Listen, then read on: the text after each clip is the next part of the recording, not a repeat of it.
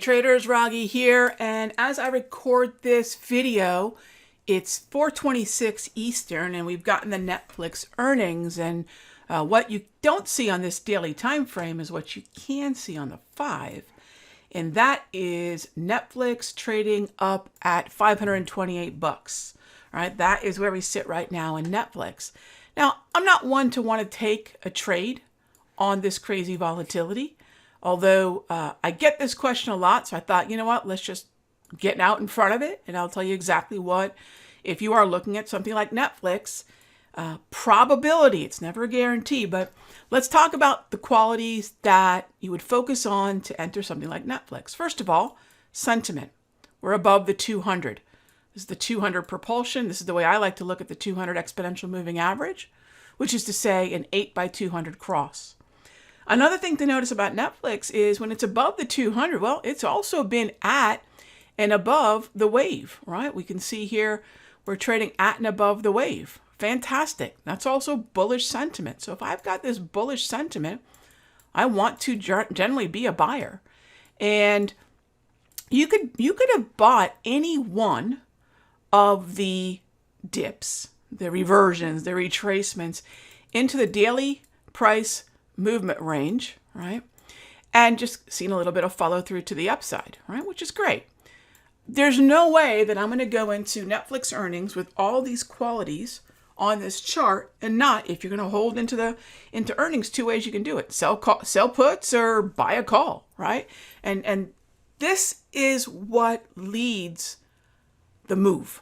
And if I were to do this 10 times, anecdotally, 8 out of 10, 7 out of 10, it's going to put me on the right side of the momentum. Are we always going to see a 40-point move? No. But if the general question is, what direction is a stock likely to move in? Those are the cues. Now, with that in mind, let me show you a position that we took today in the Sector Secrets Mastery as well as the Simpler Central Room. That was Disney. Now, Disney doesn't have earnings, right? But could it move on Netflix?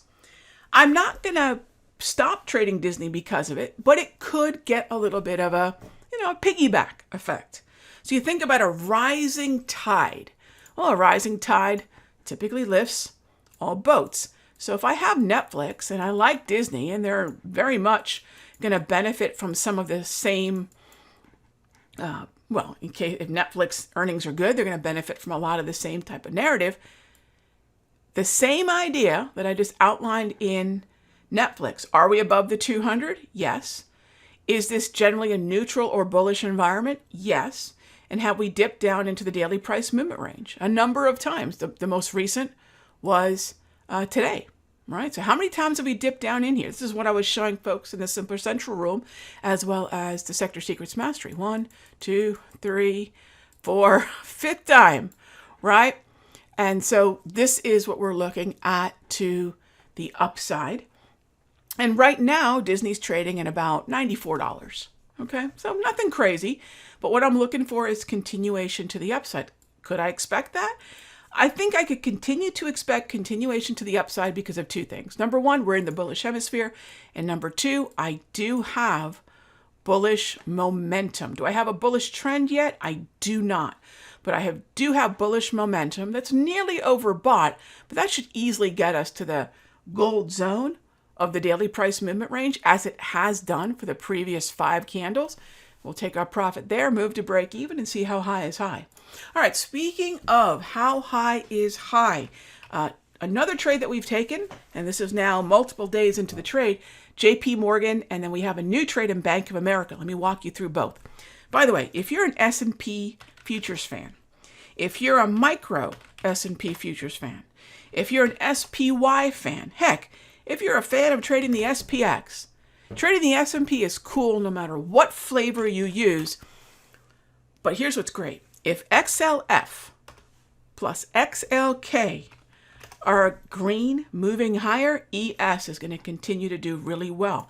And if I like financials, I'm typically going to like some of the top weighted names in financials. So think index sector stock, S&P to financials to JP Morgan, Bank of America to open trades. Same idea. And I hope at this point maybe you're already thinking, okay, Rog, I know what you're gonna say. Bullish hemisphere, awesome. At and above the wave, awesome.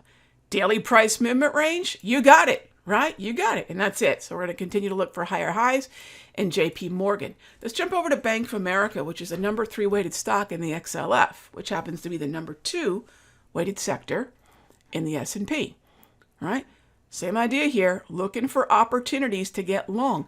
The alert that I sent out for the S&P was based on this candle right here and a test of the daily price movement range. And I really like that level. That level's been in play on and off for a while. In fact, we've got a gap. We've got a lot of reasons to like the action at this zone.